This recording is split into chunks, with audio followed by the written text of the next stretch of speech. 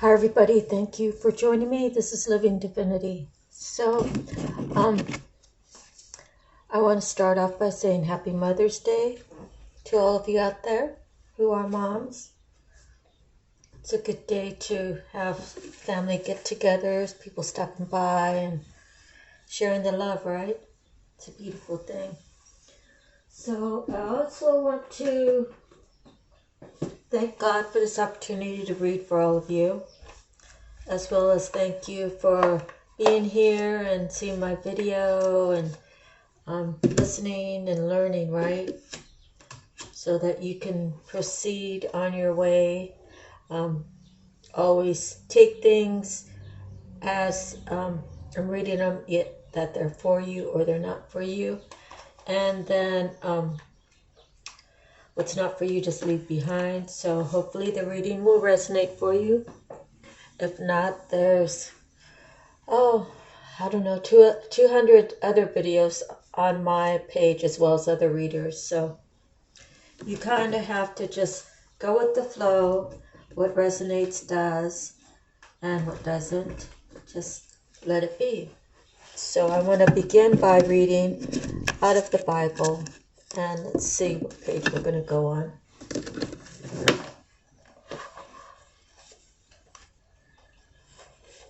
So I think I started with the fulfillment of law in Matthew 5:17 and talked about the fulfillment of the law and murder.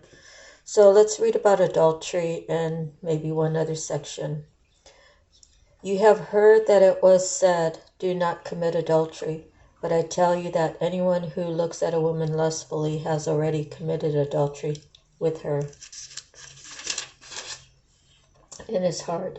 If your right eye causes you to sin, gouge it out and throw it away. It is better for you to lose one part of your body than for your whole body to be thrown into hell. And if your right hand causes you to sin, cut it off and throw it away. It is better for you to lose one part of your body than for your whole body to go into hell. This next section speaks of divorce.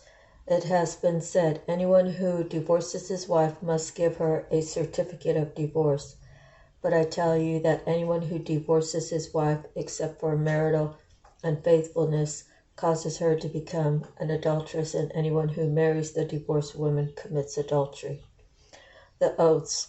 Again, you have heard that it was said to the people long ago, do not break your oath, but keep the oaths you have made to the Lord. But I tell you, do not swear at all, either by heaven, for it is God's throne, or by earth, for it is his footstool, or by Jerusalem, for it is the city of the great King.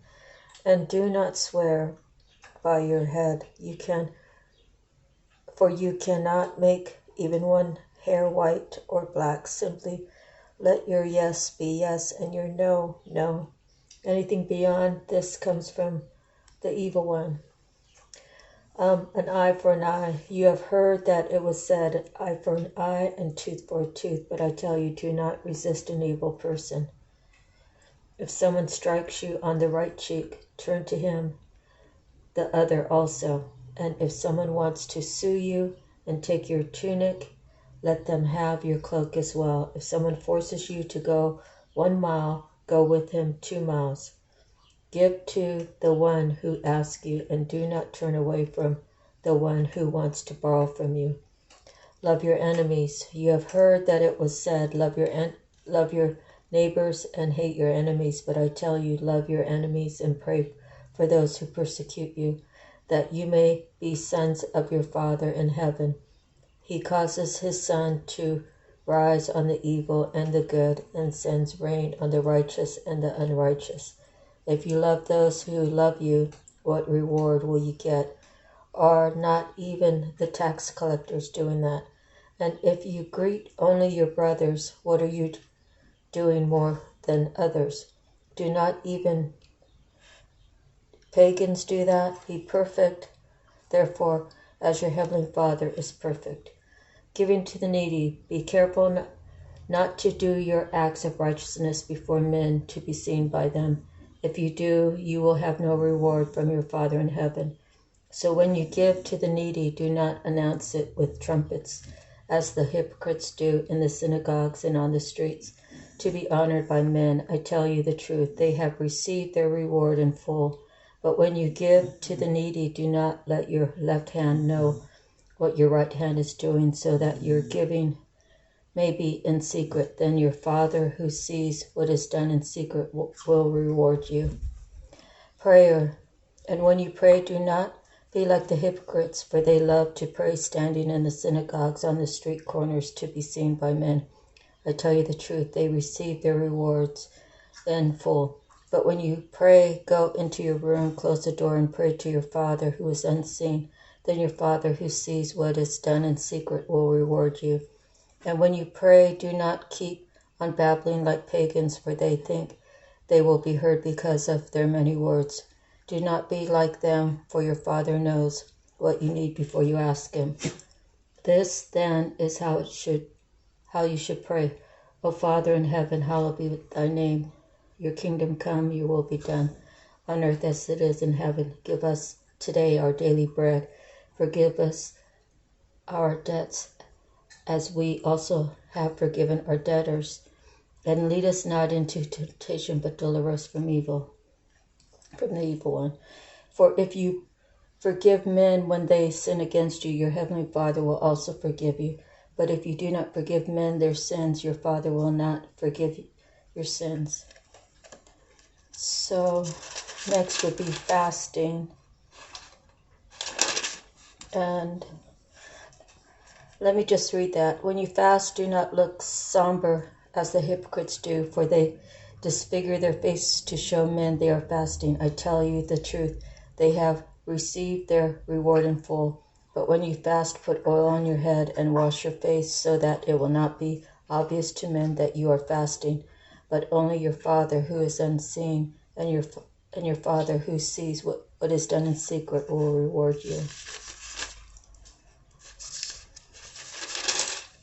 And then it goes on to treasures in heaven, and do not worry, judging others, ask, seek, knock, the narrow and wide gates, a tree and its fruit.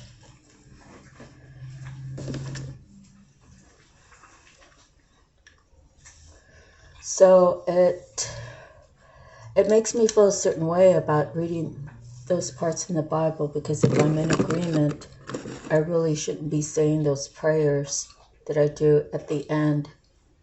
But I just feel like if what I'm praying resonates with you, then it's like we're coming together and we're reading it together, even though this is not a live reading. And let me know how you feel about it, but let me move on. Thank you, God, for blessing this reading. I hope and pray that Spirit is here to give us the messages that you are needing to hear, wanting to hear, desiring to hear. So the first, I have Miracles Now. And the card that we pulled is, when I honor my feelings, I find my power in powerless situations. So I'm on this journey just as well as all of you, right? And how this resonates with me is, I've been in some really low places. I've been, the truth is it takes two to tango, right? I could be doing everything right, which if I'm doing too much and giving too much, then someone doesn't have to put in that much. And so I would be in error in that way. And then when I get frustrated about it, I maybe should be taking things into consideration and having a thorough thought process before I even bring up a said situation. At the same time, I'm human, and if I feel like I'm repeating the same cycle, the same situation, I give my power to that, right? I give my power to constantly reminding somebody this is what I need from you. This is what I need for you to do your part. And if it's ignored, then I just have to take it in my own hands and say, I'm going to release myself from the situation. So then we go back to when a divorce takes place. When a divorce takes place, I was married with a pastor, not to a pastor, but with a pastor who read out of the Bible with me and my husband, and it held true to a certain extent, but I believe the power of your voice, of what you say, will come back and it'll bite you in the rear. And so you have to be really careful what you say, because energetically, the person you're talking to, their energy can read your energy, because we're all just energy, right? So I know I was having a conversation with my brother, and I was telling him that, I wanted to marry my husband. And he said, don't you think it's a little early? And my words weren't like, I really felt that I loved him, but my words came out like ass backwards. And so it made it sound more like a need than a want or a love. So energetically, I feel like, that was like the beginning of the end, and I resonated with myself of what I said years later, and I realized I should have corrected myself right at that moment, but I was in the middle of having this conversation, and I didn't have the chance to bring it back up, so be careful of your thoughts, be careful of your words, be careful of your actions, because everything relates to everything. So recently, my daughter wanted me to come out and see her, and I was thinking, oh, well, if I didn't have my dog, if my dog just died, then I'd be free to go wherever I want to go. Because if I go to see her, then I got to get someone to watch him, and I made it sound like he was a burden. And as I was thinking those thoughts, it was a short period of time later that he got really sick, and he's still sick. So, I had to pray to God that I shouldn't have been selfish.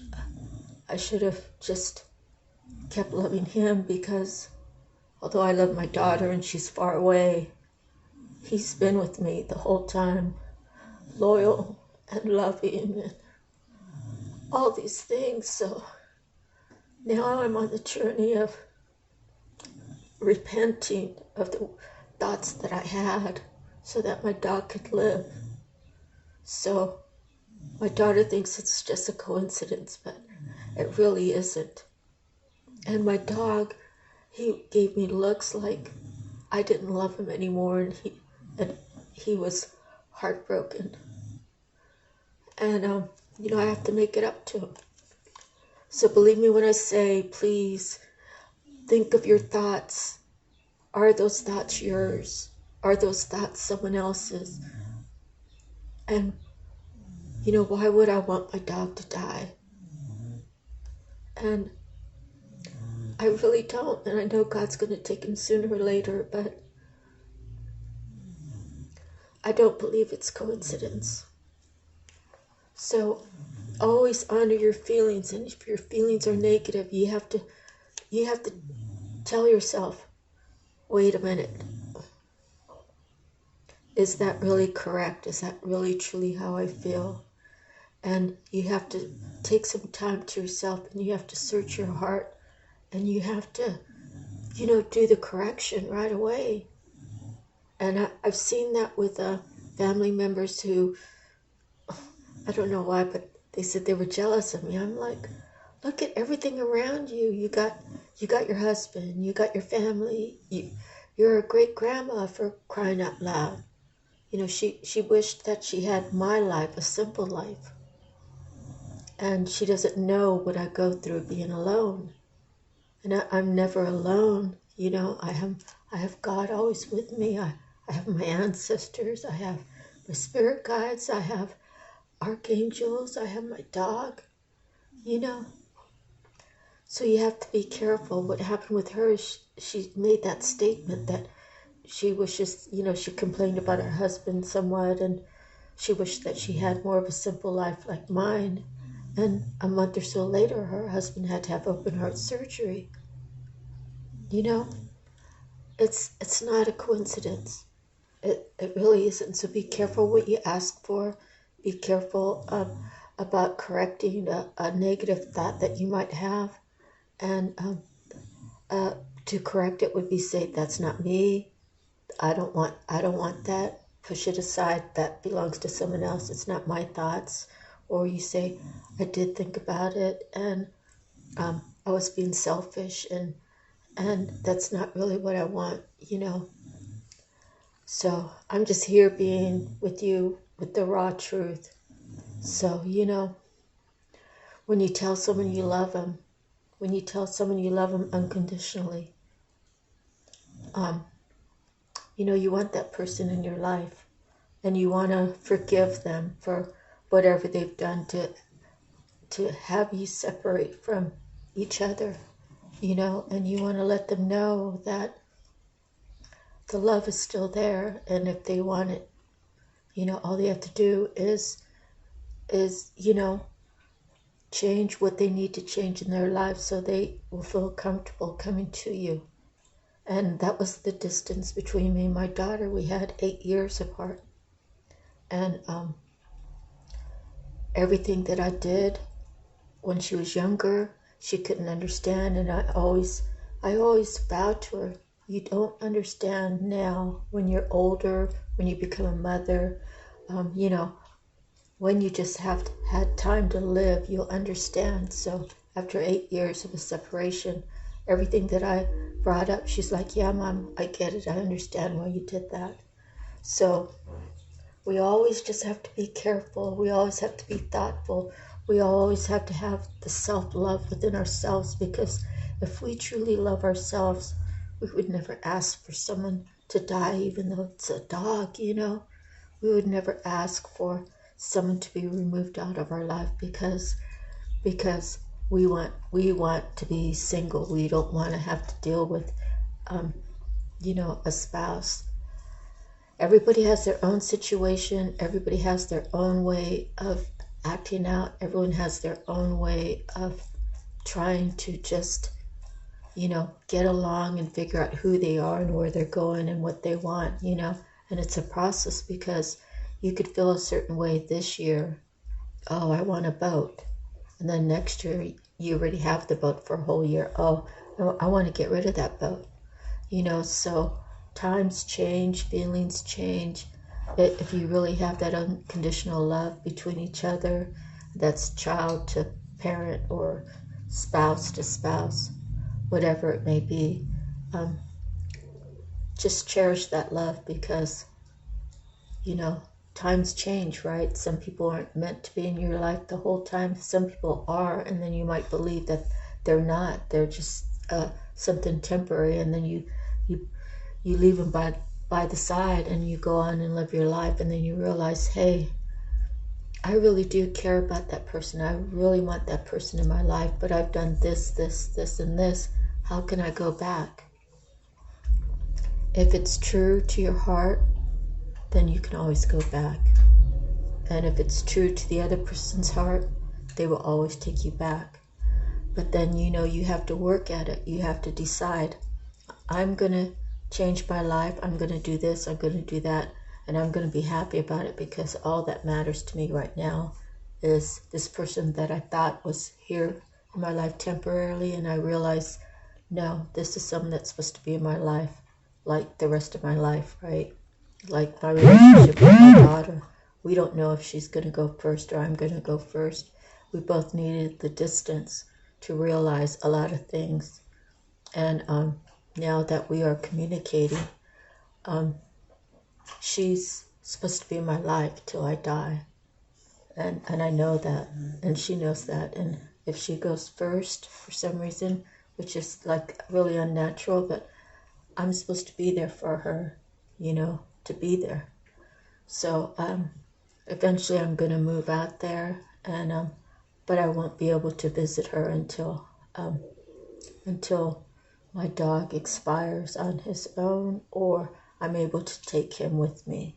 And I'm able to take him with me once I get all my situation settled here to relocate there. So it's just I'm on like it all has to just be planned out just right. So know that look into the future your most positive way, and even write it down. What do I see in my future? If you're someone single, I'm Cindy. I'm 32 years old. I want this in my life. I want to be able to deal with this in a certain way and not that way. I want to be able to be positive through a bad situation. So anyways, I just thought I'd share that with you. So let's move on, and we're going to go with Divine Feather, and we have the heron. And that's the feather. So let me get it pulled up in the book. Oops. And read it for you. Let's see. Okay. And I gotta put my glasses on. My doggie's doing better. And he's actually come alive, and just today he was anxious to go out for a walk, and he was really excited about sniffing and everything. He usually sniffs, and he knows the way to the park, and he knows his way home. And I'm committed to singing to him when we're on a walk, and whenever we're in the car. He likes it when I sing to him. So he's my baby, and he's feeling better, but he still has appointments set for Friday. Okay, so reading heron. There are several variations of heron, all of which are waders. The connection to the shallow waters implies the strong influence of the water element, reflection, and the realm of emotions. Herons are often observed walking their own solitary path, symbolizing the attributes of self-reliance and self-support.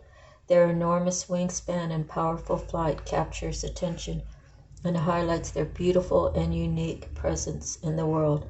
Herons embody the quality of patience and are said to represent the resolution of conflicts between other birds. The message: the heron messenger wades into your world to encourage you to embrace your unique path. Let go of the pressure to conform to unwritten rules that may be keeping you stuck. As you begin to steady yourself and find a different way around an old and familiar pattern, you will feel more certain that you can indeed stand on your own in this way. Your unique viewpoint can assist others in resolving issues. Next,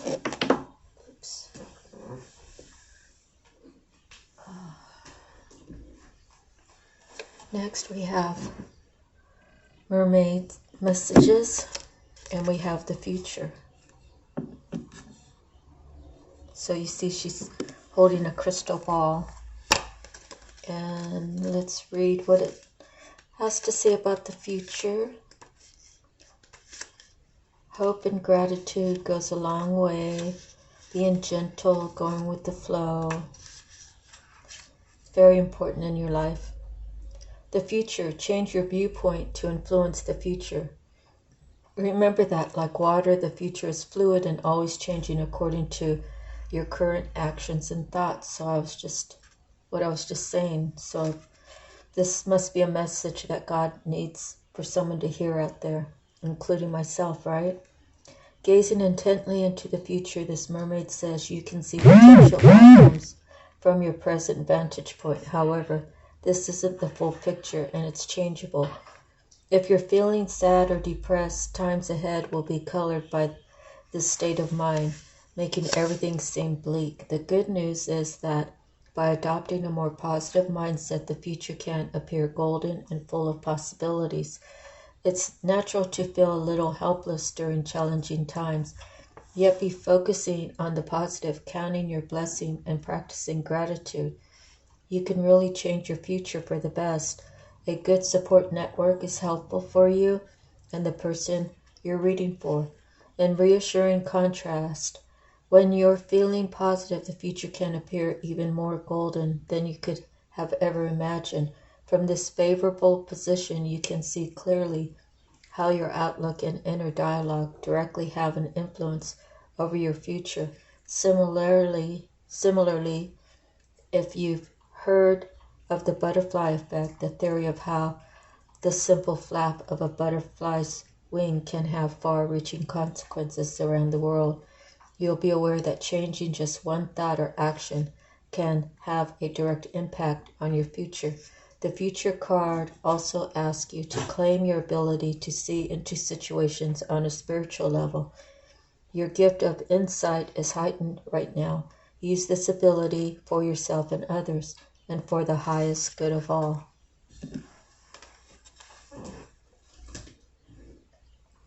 So that's what I find sometimes is, I might have to say like 20 sentences and someone else can say everything in 5. So it's a learning process of speaking to a collective and making sure that you're putting the message across the way that you think that God would want you to, and that would be healing and helpful to others. So now I'm doing my little shuffle. I already did my my special shuffle that I do off the camera. So shuffling now, I'm going to do my little thing, and I'm just going to take it from the top, not try to dig around in the cards to, face down, trying to figure out which is the good card to pick, right? We'll just hope that God is here with us, which I know He is, and He will, it'll be demonstrated by the cards that we pull, okay? So hopefully some good messages for you. And my dog's looking at his bowl. He just started eating. He didn't eat for 2 days. So I went and got him some wet dog food. And I actually just put a tiny bit in it last night, and he ate it this morning. So I gave him a little bit more. But unfortunately, he'll have to wait until maybe he's waiting for me. Let me put it on pause for a second. I'll be right back. Alrighty, sorry about that. Thank you. Okay, so let me do a couple more shuffles, and then I'll do my cuts and get ready to go. Thank you, God.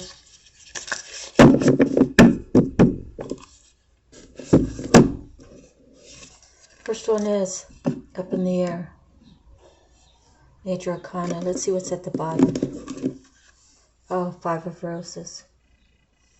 Okay. Up in the air talks about a couple being on the hillside, looking at the hot air balloon, not knowing the contents of what's in the basket,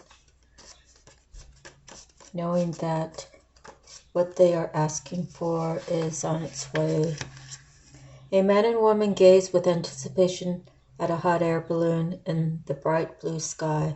The balloon flies high above the hills, and the contents of the balloon's basket are hidden from view. During this time of your life, there are aspects of an important situation that seem hidden to you. You may feel a strong, most urgent desire to know how it's going to turn out. You can connect with your spirit guides in the Akashic records and ask for a little insight, but there are elements that are unknown and at this time unknowable. There's too much about the situation that is still up in the air. This could be due to the influence of others who are undecided, or some events may not have yet come to pass, or unexpected discoveries are yet to be made. Trust is the only way for you now. If you push too hard to know or to influence the outcome, you might push that outcome away. Let go of all urgency and give the situation to your higher infinite self, who will take care of it all.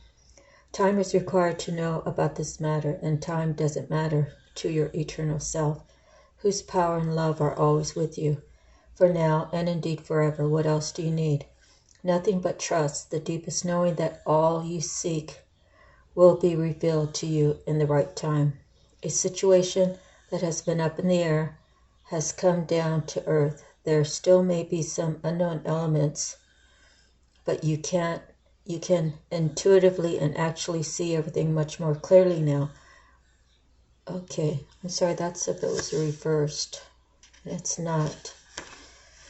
Take a deep breath and fill yourself with the power of trust. An outcome you seek drifts in the distant sky, and though you don't know when it will be realized, peace is yours completely. You know that it's on its way. So, in any event, although I started reading the reversal, it's very possible that for some of you, it is reversed. So, the balloon has come in, it's landed, and you're going to know more about the situation than previously. So there's some reason why I was reading that. And I don't do reversals because, well, I'm just shuffling, right? It's not like I'm shuffling and the cards are jumping out. Okay, next is the Akashic Library.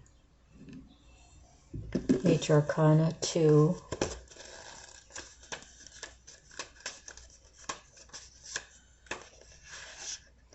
Inside a great library, candles cast a glow upon the books in the tall shelves. A sage sits thoughtfully with an open book on his table and a quill pen in hand. Sometimes this card can indicate writing or publishing a book for you, but this card also symbolizes a new initiation, an ability to manifest a new life in every way. You have moved deeper into the Akashic records, into a higher self-awareness. Further investigation may be required, but you now have a better understanding of your old motives and new purposes. It's also a time of heightened intuition as well as greater self-creation. During this phase, all you have to do is add a little conscious effort to write your new records in the Akasha. To get started today, write one simple declaration about the future you wish to create, and repeat it to yourself often. Then decide one thing you can do to make it happen, and do it. Anything can happen now. The breadth of the landscape before you rests solely on the scope of your imagination and your will to own it. So it's talking about pulling out any book, open the book and let it fall on any page, and reflect on the words throughout the day. Determine which relationship or situation in your life it addresses, and don't assume that it's the one that's most urgently on your mind. The Akashic forces are active in every part of your life, and your books are actually a part of the Akashic Library. As you close your eyes, envision yourself stepping into the most beautiful and serene of all ancient libraries. Imagine yourself taking a book from a shelf and open it to any page. Notice the first word that comes to you. What does it tell you? How does it feel? Remember to visit this mystical library often and tap into the expansive wisdom that is yours. My grandmother used to have a little loaf of bread that was had all the Bibles, not all the, probably 100 of the main Bible verses, and you'd pick out a little piece of bread, which was just a piece of paper, and then we would go read the scriptures. So, okay, so 2 scrolls, 2 worlds. It's being on both sides, You're still transitioning from the worldly to the spiritual.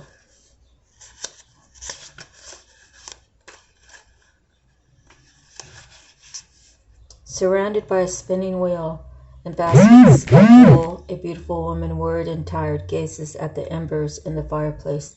She has worked hard at her spinning for the coins that are gathered on the table.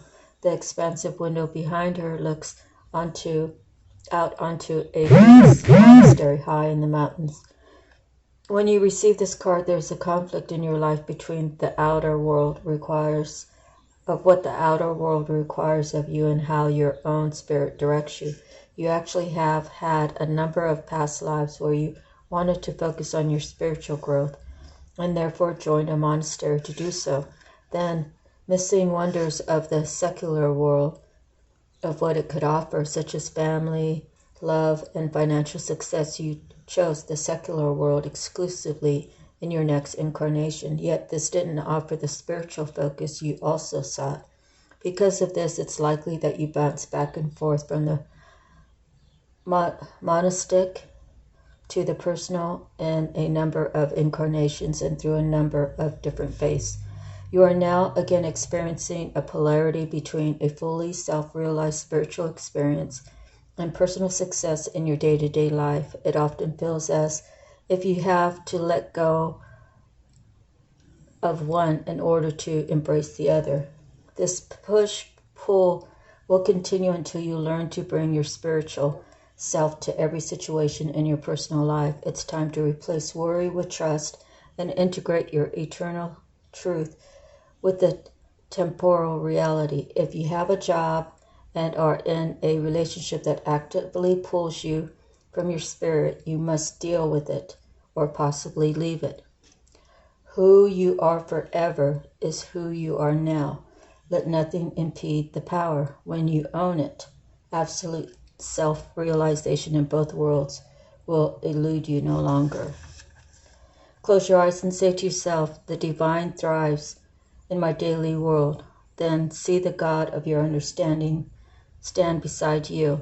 See yourself walking through your life in this great company, handling everything that comes your way. So, we have 2 so far, and the walk with God is an amazing thing.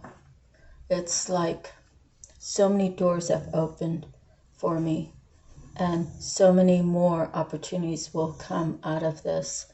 And it's about constantly wanting to learn different things, taking your interest into real consideration, and not letting anybody stop you.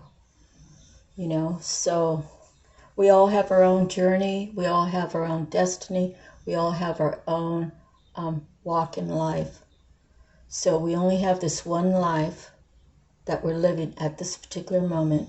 So we might as well make the best of it, right? And although I faltered, you see how I spoke bad about my dog.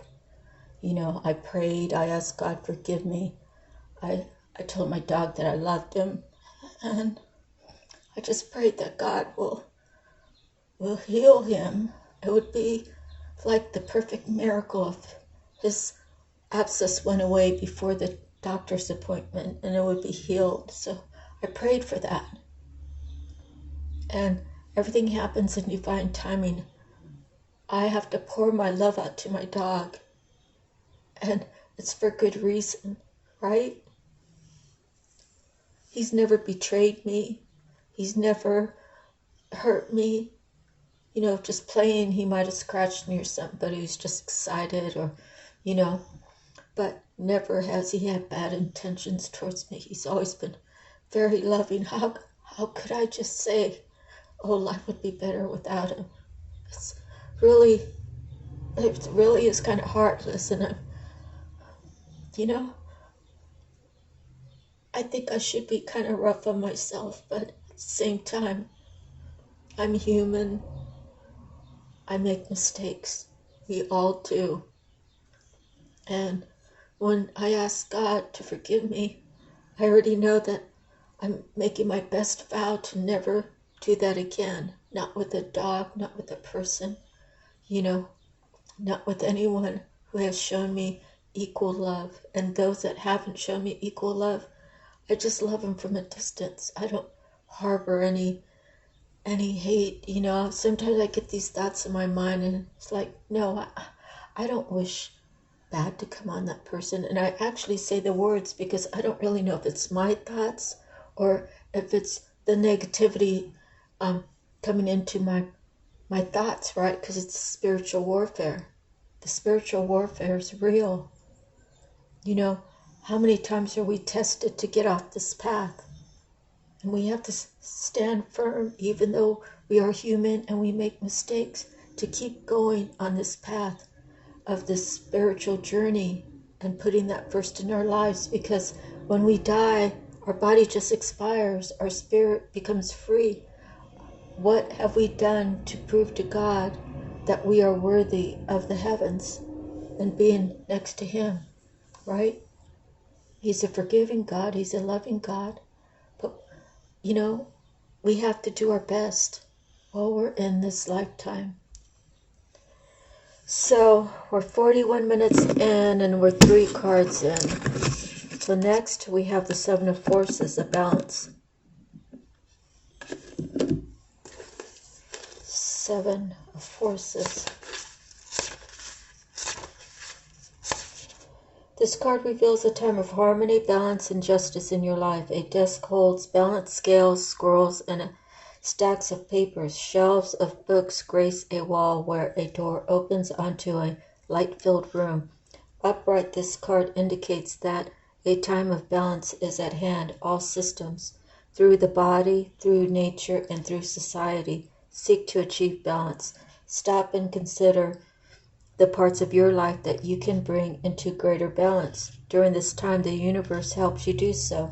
You may have to confront important legal issues, you may have to deal with paperwork of some kind, or there may be a need for legal action regarding property, inheritance, work contracts, custody, or divorce. Be patient and pay attention to details, as technicalities will be important right now. But things bode well, justice is at hand. Take heart at the sight of the golden light that washes over the scene, a sign that all issues will come to light and that a beneficial and just resolution is coming your way. Justice is balanced in society, but the Akashic records show that justice is not limited strictly to court and contract situations. Justice and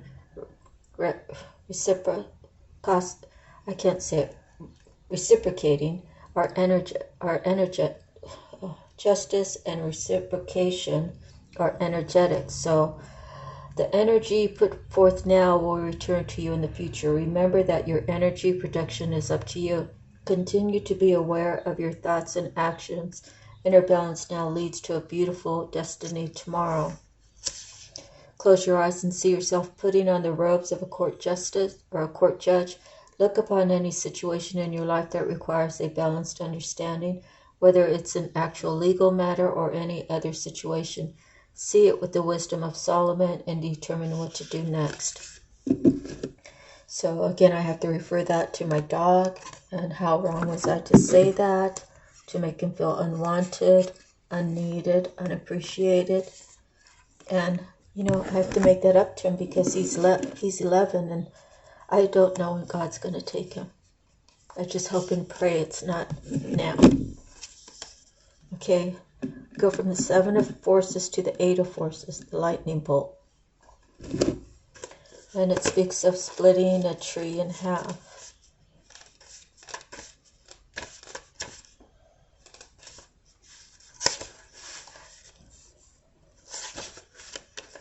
A lightning bolt illuminates a stormy night sky, striking a tree down to its core. Puddles of rain fall upon the ground. This card shows that it's a time of splitting apart, a time of loss, disappointment, or even a metaphorical death. You may be feeling wounded, grieved, or gravely disappointed. The loss could be a career opportunity, romantic relationship, partnership, creative project, or friendship. At first glance, the event may seem sudden or unexpected, but in the light that flashes, we see the deep puddles of a storm that has been going on for some time. You've probably been aware of the threat or difficulty at some level, even if you were unwilling to acknowledge it before. Now, it's time to accept the situation and not fight what's so. There is benefit coming, but it often takes an ending to bring forth a new beginning, and a storm to cleanse the field. Imagine a lightning bolt striking nearby, leaving some destruction in its wake. Now close your eyes and with a deep breath feel the energy of lightning stir within you. It's almost as if the finger of God is yours to employ. How do you want to direct this energy in your life?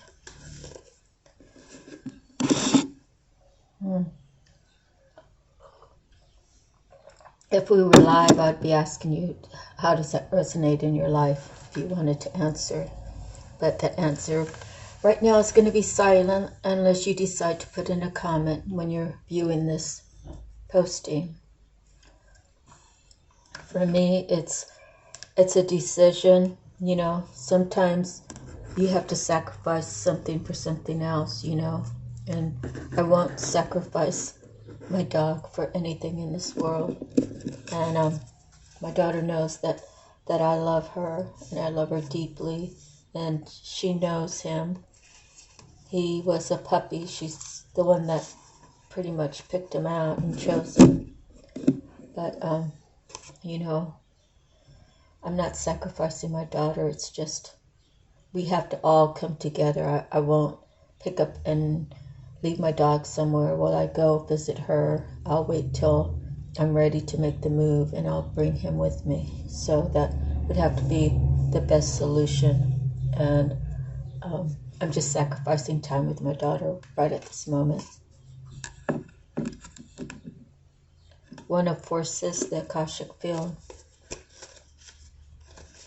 That, you know, my daughter knows that I love her, and energetically, I don't know, we've told each other stories since we started talking again, which really resonated. Okay. The Akashic field, like the Akashic field, the aurora borealis flows with energy and brilliance as charged particles from the sun interact with atoms in the Earth's atmosphere. The 93 million miles from the sun to the Earth is nothing compared to the limitless consciousness of the Akashic field. All information, power, energy, and experiences vibrate within this realm of unending truth and possibility, and every bit of it can be yours. Receiving this card upright tells you that amazing opportunities abound at this time. You can increase and accelerate the experience by opening the doors to the Akashic records. Your life force energy resonates with universal synchronicity now. So you can explore the records and receive exactly the information that you need and the energy that can help. Engage in this pursuit with a conscious focus. Write your intentions and ask for inspiration. Meditate on the Akashic field and visualize your goals. The universe is ready and willing to align with your heartfelt desires, and now is the time to make them happen. Close your eyes and imagine yourself entering the boundless and brilliant Akashic field. It's almost as if you're stepping upon the Milky Way and all its stars roll out before you, offering their light and power. Feel this profound force, igniting your dreams and lighting your way.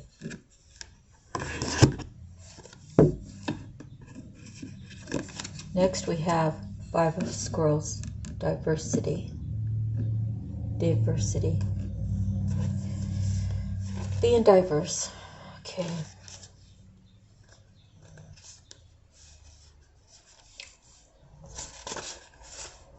A woman stands on a veranda overlooking a beautiful valley dotted with little towns on the hills and along the river. Scrolls that she has read lie upon a nearby table. Another scroll is held loosely in her hand while the woman surveys all that she sees. With this card, you'll find that it's time to diversify. There are many options for you to consider, and you should take a look at them all. Allow yourself to try new things, go to new places, Learn new subjects, break out into different directions, and meet new people too. Don't worry about scattering energy too thin. You're in a period of expansion, so use it. Let yourself go farther afield than you planned, and in the end you will diversify in ways that introduce you to a whole new world. A whole new you, See, your life has turned into a smorgasbord of opportunities. Close your eyes and imagine an array of all the many different things that interest you. Give yourself permission to try them. How can you do that in the coming weeks?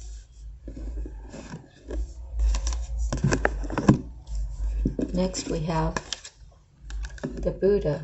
So one of the other cards mentioned a Buddha temple in the distance, I thought. Let's see, Major Arcana 13. Oh, what was that? That was the two worlds that mentioned the Buddha. And then after that was balance. Okay, Major Arcana 13. The Buddha sits meditating. The hills in the background are dotted with other people meditating and patiently waiting for him to speak. But he won't move a muscle until he is ready. This card shows a time of inner preparation before action. Before you can reach outside yourself, you must reach within to find your power, your purpose, and your direction. This period may feel a little like waiting, and it appears so in your exterior life because some points of action seem to be at a standstill. Really, though, you're just taking the time that you require to prepare and to truly step into your power. Don't be in a hurry. The time to act is coming, and when it's here, your strength will be absolute. Close your eyes and reach to the Buddha within. Feel the peace and easy understanding that there is a time to every purpose under heaven. Feel your own sense of purpose stirring softly within you. Soon you will be ready to serve. Next we have the Six of Roses. And I think the last time I had this card, someone was saying they had 2 white roses. I believe it's in the comments.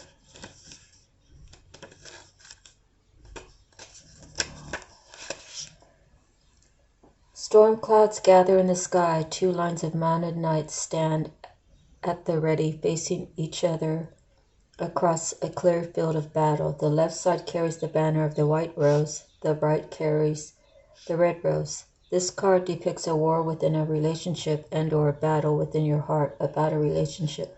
Most often, this relationship is romantic in nature, but this card could also refer to a co-worker, partner, boss, or family member. There could be power plays, and at the very least, there is a lack of reciprocity and communication. You are at an impasse. Your intuition and your spirit, the white rose, has told you that this experience is not a supportive one, but your passions, fear, and needs, the red rose, keeps you from listening. You have tried to bring the two together as indicated by the dirty flag with the combined white and red rose on the ground. But what's happening in this relationship is not compatible with your spirit's view for you. So there you stand, your spirit and your passion just watching and waiting. The situation is nothing less than karmic, and it's time to listen and take action. Awareness, vision, and self-honoring are required now for you to position yourself best and make plans to leave the battlefield. Close your eyes and see or sense a person with whom you have some type of relationship. It can be any relationship that's happening in your life. Imagine that person handing you a rose. Is the rose vibrant or wilted, large or small, bright or dark, happy or sad? What message do you receive from this rose? Next, we have Archangel Raphael. Okay, I'm going to open this up a little. Put some light in.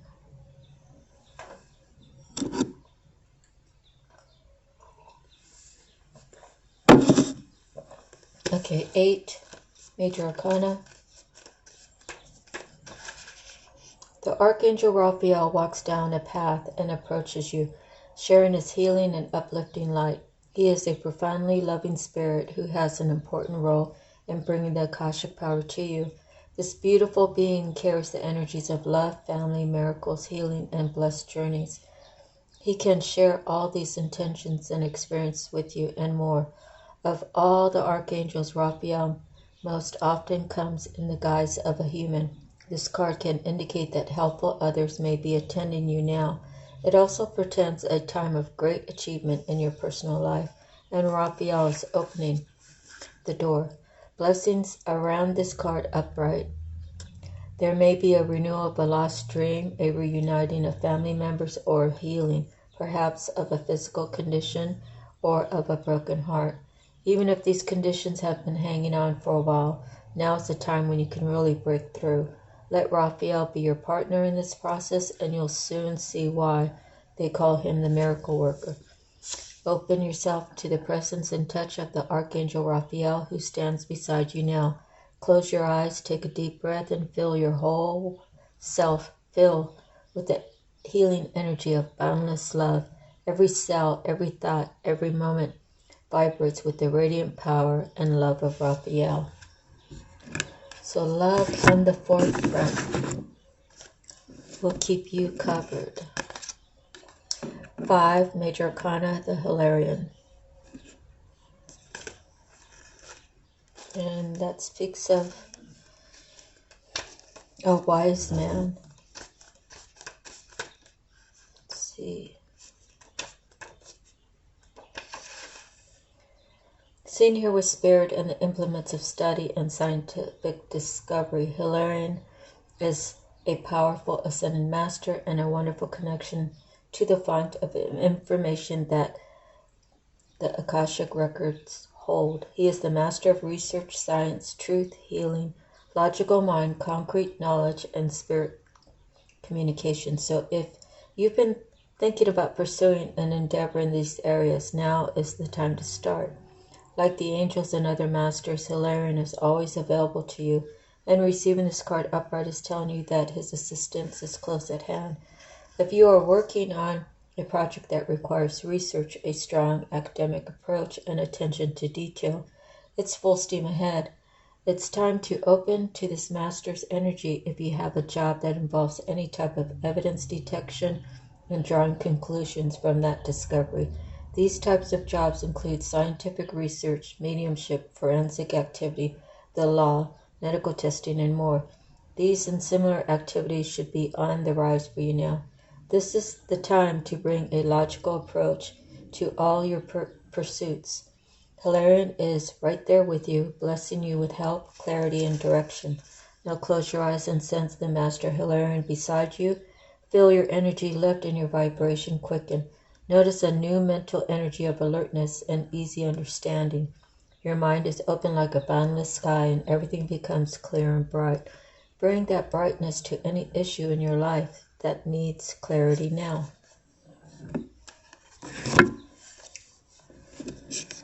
Next, we have 7 of Scrolls, and that has to do with building a good foundation and making sure that everything is correct when you're setting those stones, and that it's the little stones that count, because the little stones comes to completion a beautiful cathedral or whatever it is that they're actually portraying in there.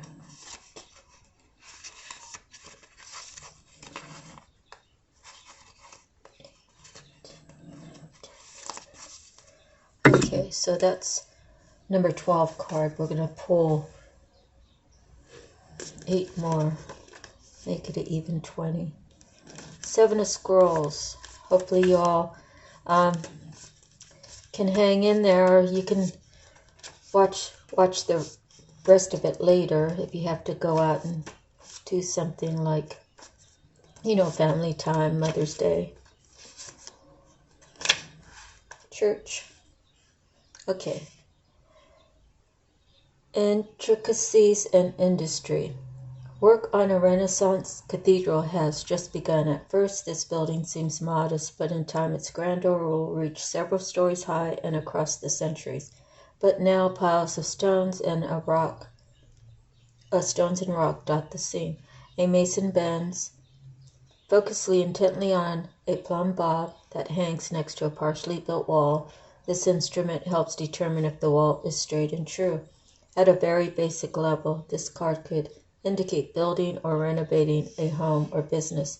This card also shows that you're on your way to greatness, but it requires attending to even the tiniest of particulars. Be diligent with the specifics in your strategy. Pay considerable attention to detail and follow through. While you may have a long-term goal in mind, the small steps are what's important now. Even the most magnificent cathedrals were built stone by stone, day by day. It's only by heaping up the small that the great can be achieved.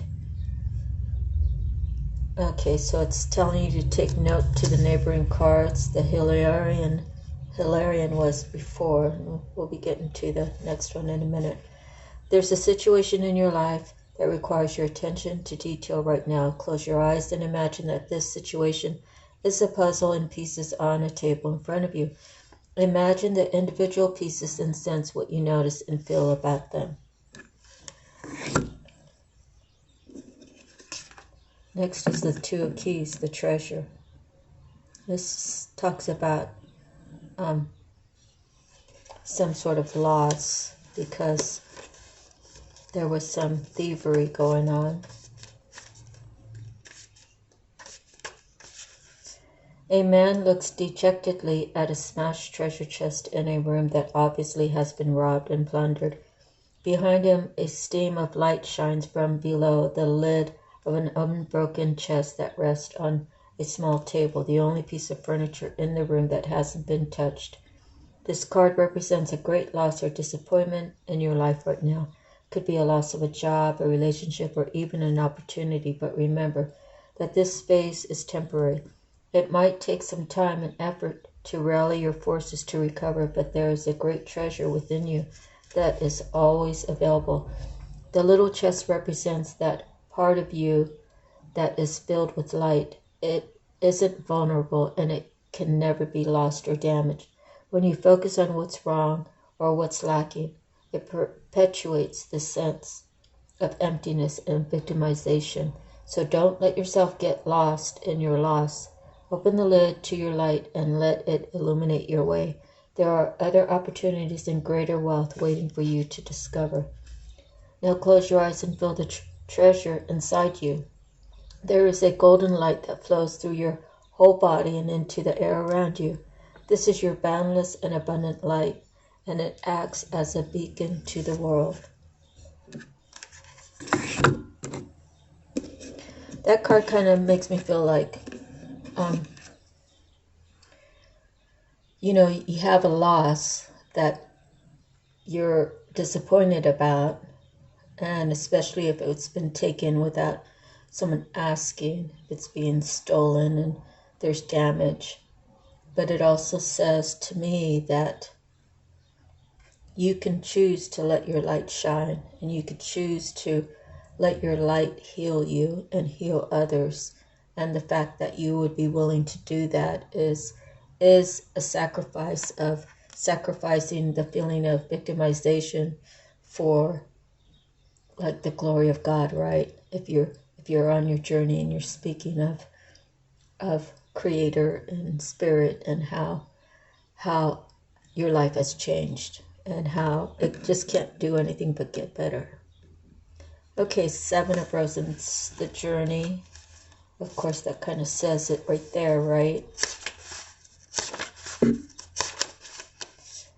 A seaport teems with activity as cargo is loaded often onto many different ships. Two women on a small tender boat are on their way to the great ship that will take them on their journey. Two men with their trunks and cases wait to follow. This card shows a time for a journey, a move, or relocation. You may be taking your work or creative endeavors in a whole new direction, whether figuratively to a new industry or literally to a new city. However this journey occurs, It is sure to take you to new places and greater opportunities. Although it may require leaving something safe behind, this is not the time for staying safe in the harbor. It's time for finding and exploring new worlds. So get packed. Close your eyes and see yourself embarking on a magical journey. Feel movement swirl around you and anticipation fill you. Where do you want to go? How would you like to get there?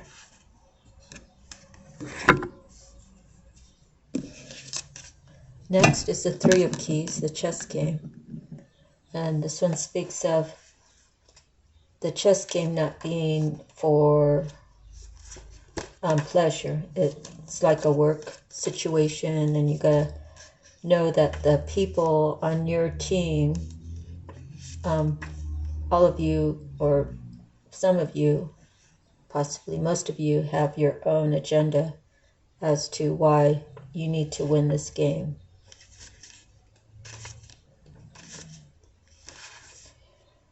A game is in play upon this chessboard. Some of the pieces are sidelined while the bronze queen lies on her side on the playing field. The people represented by these chess pieces are not usually those you meet for enjoyable pastimes. This is a card of political and social conflict. You may be in store for difficult interactions in group settings, such as board of directors,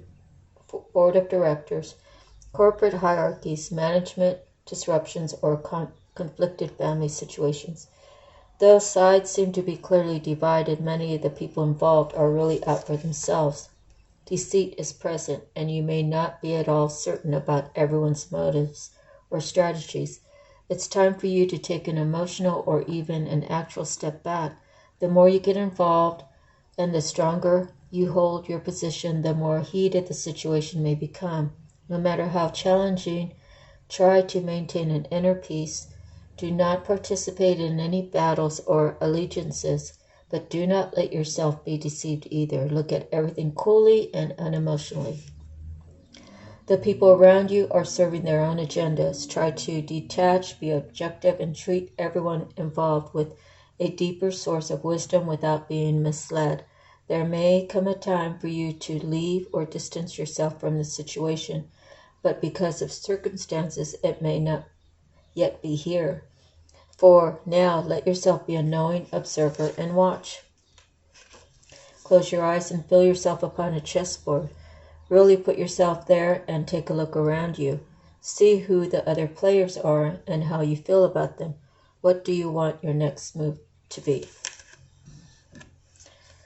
So when I was living in Hawaii on Oahu, my husband at the time and I were doing remodels, and we really enjoyed going to Lowe's. We really didn't care for Home Depot, and that's just our preference, whatnot. But in any event, I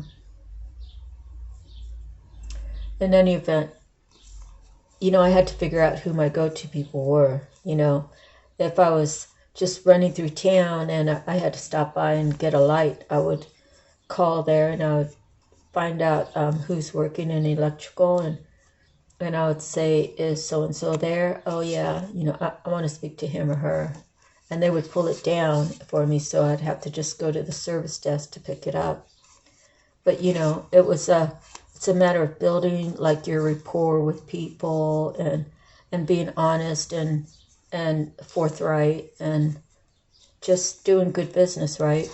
So that kind of reminded me of that, because there's some people I wouldn't even bother asking because I know that they would have some reason not to go that extra mile to make a customer happy.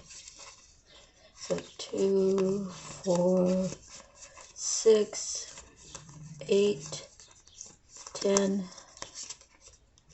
12, 14, 15. So we got 5 more to go. Let's see what they are.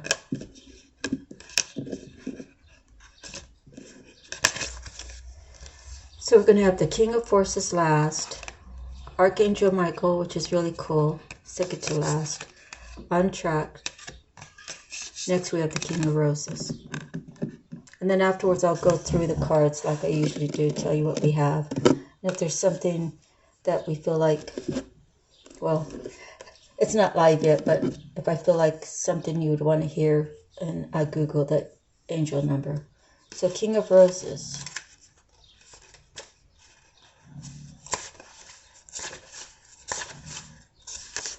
This card shows a man holding two roses, a red and a white, demonstrating the balance of passion and purity. At his feet are the yellow roses of healing and creativity. This is the King of Love, a man who is balanced and well-rounded.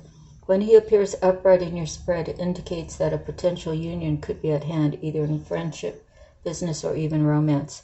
Whether this is a new relationship or the blossoming of an old one, this man brings tender-hearted and thoughtful support. He is also someone who could be helpful in your personal life, especially where home or family issues are concerned. Whether the King of Roses is you or another, the role of husband or father is now opening to create a happy home and family. This card also lets you know that you are ready to stand up for yourself and take loving but considered action on your own behalf. It's a time of increasing love and compassion, which always starts within. Next, on track. This speaks of the man looking at his map and deciding which one he's going to board, and he's getting ready to step on. And I guess he takes a last minute thought at the other locations, but he already has his mind set.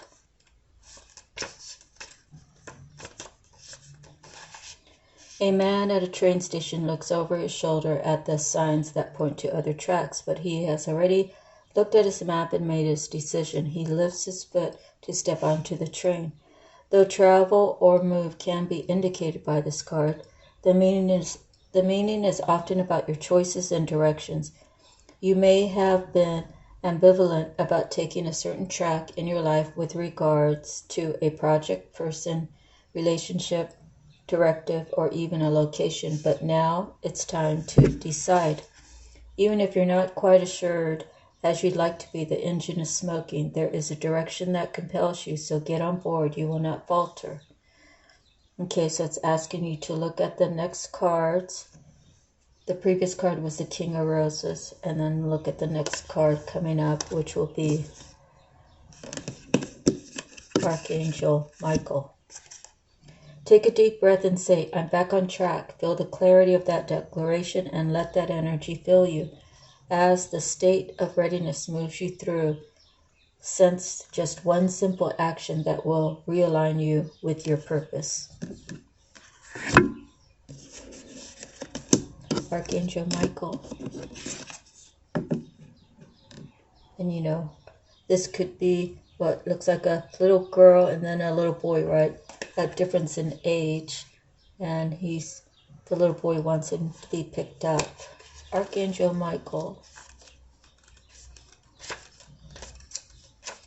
And it'll go over his meaning, his name meaning, and what position he takes for God. Okay, Archangel is a channel of divine power. He is seen here sharing his energy with two small children, bringing them great strength and support. He is about to pick up the boy, and he can help you lift your energy too. When you receive this card, know that your energy reflects Michael's amazing strength. This can be a cycle of increasing power for you, one where you feel your courage growing and you know what action to take next. Trust your convictions, your power, and your resourcefulness. Michael, upright, heralds a time of greater courage, force, initiative, and action, so do not delay. He's right there with you, so tap into the dynamo within you and take the action that compels you. With Michael and your own power, you can move mountains and lift yourself to new heights. Close your eyes and sense Archangel Michael's approach. Begin to feel the force of your own courage and strength grow within you, making you ready to take action with confidence and peace. Feel the power that fills every part of you now.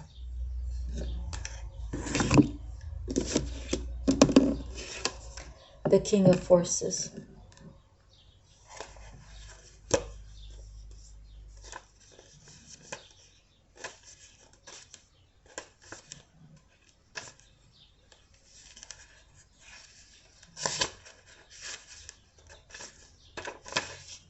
A man standing by a stream is surrounded by different animals of the woods. The power of nature is also around him. In the earth below his feet, the water running by, and star-filled nebula in the sky above. Yet he is a force himself, exerting calming influences on the wolf and the rabbit, which are natural enemies. Upright, the card indicates the presence of a man who has a powerful and positive energy. He comes with good intentions, gentleness, and honesty resonate from him. If you don't know this man yet, his energy will be coming into your life soon. He could bring support for a special project, a work issue, or just your life in general. He may also be a possible love interest, so in order to open to receiving a man of honor, make sure you engage in honoring and being tender toward yourself.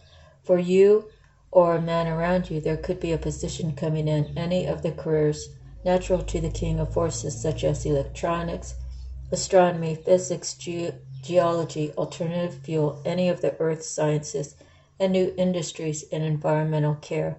Any activity connecting with earth, energy, and nature are beneficial to you at this time. Whether you are male or female, this also reveals an important side of yourself. Feel the balance and beauty of nature and know that powerful forces always moving within and around you. Close your eyes and sense the king of forces by your side. Feel your universal beauty and power move within you, through you, and around you. Feel how gentle this force and wisdom are. How will you rule the forces and allow them to serve you? So that makes number 20, but I do want to read the bottom one, which is the Five of Roses.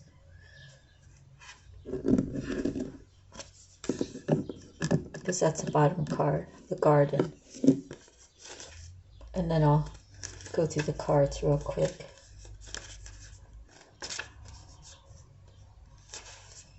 Two children play in a sunny, lush green garden. A boy shoots a slingshot while a girl next to him watches a butterfly in the flowers with a magnifying glass. If children are not part of your life already, this could show their arrival. It could also indicate that your children, even adult children, could become more of a focus for you. They may have some concerns of their own, but even so, opportunities for things to mend come easily right now. There also may be real change and benefit for one of your children who has made special effort recently. This is a very advantageous time for the children around you. Enjoy it and help them enjoy it too. Whether the card is upright or reverse, you can look at the adjacent card to get more insight. Okay, apply the details and people in the nearby card to present and future children in your life.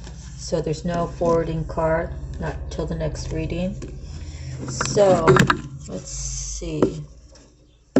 So as I'm going through this, I'm trying to resonate on the Bible scripture about saying you only need to say one prayer and you don't need to kind of put it out there. It kind of makes me feel like maybe I shouldn't be doing the prayers afterwards. On the other hand, my ancestors, I believe Jesus was here. I believe he's a child of God. I believe he gave his life as God had instructed, and he assumed that position because he loves God so much. However, my ancestors, they have their tribal, right? So they have their own way of prayer. And the town of Babel, when God made everybody speak different, and they went off in different directions. Basically, to me, I feel like it's God's way of saying that there's no church that is right. There's no absolute in any handwritten, of course, if it's inspiring, that's great, but the Bible's been changed so many times, and I don't want to disregard what the Bible says. At the same time, I have to honor my family roots. It's just, leave it up there, It's...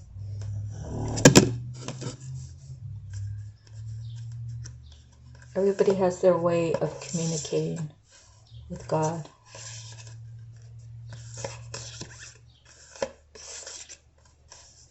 Okay, let's see.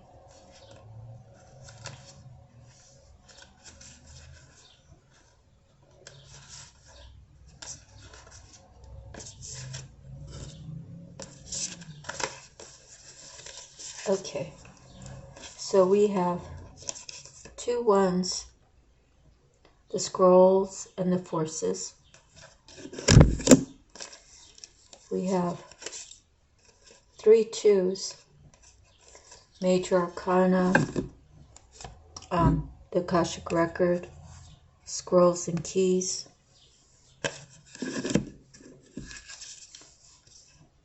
We have 1 3, the chess game. We have 3 5s. Hilarion, major arcana, roses and scrolls. We have 1 6.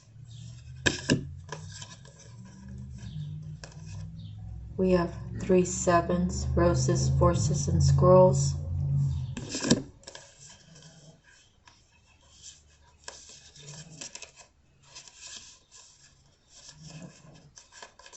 We have 8, 8, 9, 13, 18.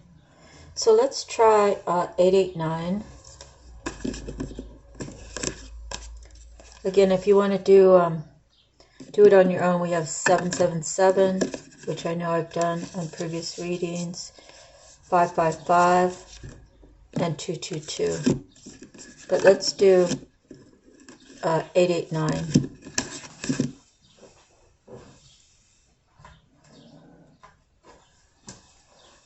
And right now it's 111. Okay, and it's May 12th, 111.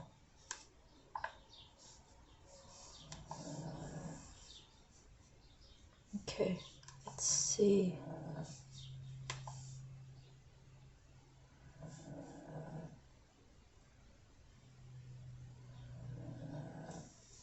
Okay, let's do 889.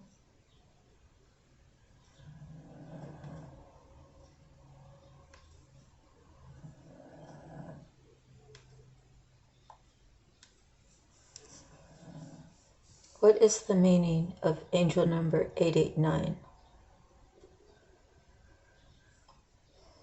In order for you to finally begin breaking through your status quo, you need to start taking more risk in the way you do things. Let me hit this one button, see if it gives any more information.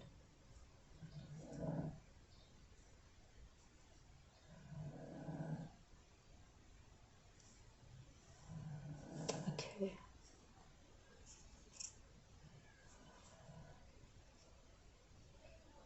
It's loading up, but it's actually Pinterest, and I don't really want to go there. Let me do it one more time.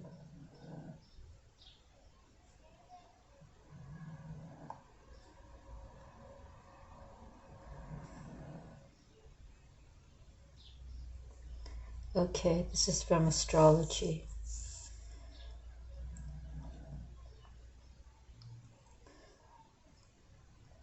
This phenomenon is called angel numbers, and they hold a lot of significance in the realm of numerology. As a numerology expert, we put together the ultimate guide to angel number 889 to help you better understand its meaning, manifestation, and significance in different areas of your life.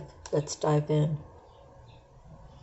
889 is a combination of energies of the number 8 and 9. Number 8 resonates with prosperity, confidence, self-reliance, and karma, while number 9 vibrates with leadership, inner wisdom, spirituality, and philanthropy. Number 889 signifies a time of inner growth, self-confidence, and transformations. When you see this number, it is a sign from the universe that you are being encouraged to embrace your spiritual journey. It suggests that you will attract abundance into your life, maintain high levels of self-confidence, and achieve your desired objectives. Okay, so now I need to pause, and I need to let you know that someone out there is feeling anxiety, because I really don't have any reason to feel this, so it must be someone else's, right? So whoever that is, I need you to sit down or lay down, close your eyes, and think of nothing. Release whatever it is that is making you feel this anxiety. Take some deep breaths in of God's beautiful air and exhale all that negativity. Ask God to remove the negativity from in or around your body. As a child of God, you have that authority to shoo away anything that's negative. It's an automatic thing when you claim God in your life. And then you ask God to fill in that empty spot, whether it be minute or as big as the ocean. God, fill that spot with your love, Lord.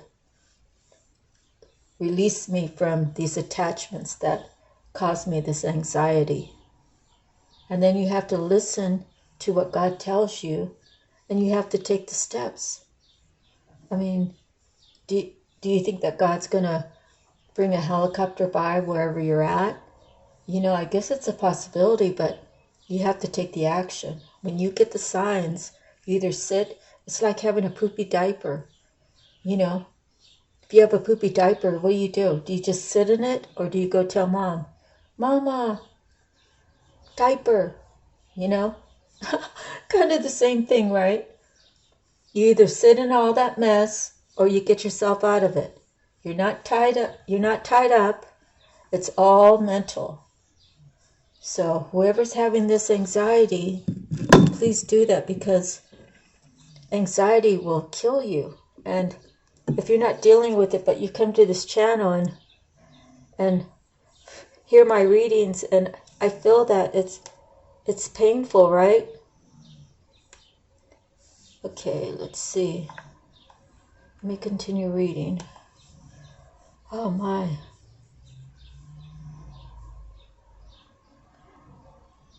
"889 is a manifestation number. It means that your intentions, thoughts, and actions will align positively with the natural order of the universe. Therefore, you should stay optimistic and keep faith in the process, as everything will happen as per divine timing. When it comes to spirituality, angel number 889 is a messenger of self-discovery and inner knowing. The number indicates that you should seek and embrace your higher purpose in life. This could mean deepening your understanding of your spiritual beliefs and practices, or even teaching others about your beliefs. Love and a relationship. In the aspect of love and a relationship, angel number 889 is interpreted as a symbol of harmony and balance. It suggests that you should trust your inner self and balance your relationship in a way that serves both partners in the best way possible. If you're not in a relationship at the moment, it could mean that you'll attract your soulmate. Money and career. Angel number 889 brings a message of abundance and prosperity. It means that you'll have ample opportunities to manifest wealth and success in your life. If you're facing challenges at work, the number encourages perseverance and hard work, as success is on the horizon. Regarding twin flames, it's a message to twin flames that indicates a deepening connection between two mutually attracted souls. It signifies the perfect balance of giving and receiving, and the importance of communication. The universe has blessed your connection and knows you are meant to be together. Biblically, the number 8 signifies new beginnings, such as a restart of life after severe flooding and the story of Noah's Ark. The number 9, on the other hand, symbolizes the end of one phase in life representing the beginning of something new. A combination of these numbers suggests that old phases of life will end and new opportunities will present themselves. Okay, so that was under astrology.com. So now I have to end this reading. You know what I'm saying? I'm sending you love, light, peace, happiness, harmony, and healing. And God bless you all. We'll see you on the next reading. Please like, share, subscribe, make a comment. And aloha. Bye-bye.